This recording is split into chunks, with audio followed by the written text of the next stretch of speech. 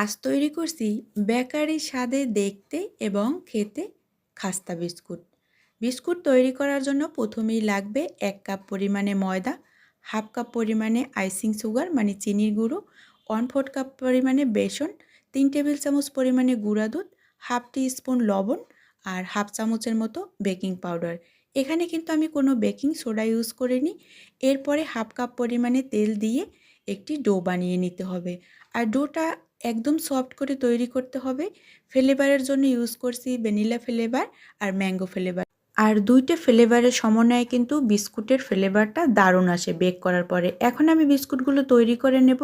যেই থালাটায় আমি biscuit bake করব সেই থালাটায় সামান্য পরিমাণে তেল ব্রাশ করে তারপরে ছোট, ছোট লেচি কেটে এরকম বিস্কুটগুলো তৈরি করে নিয়েছি।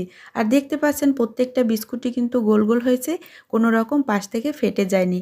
এখন বিস্কুটের সুন্দর একটি কালার আনার জন্য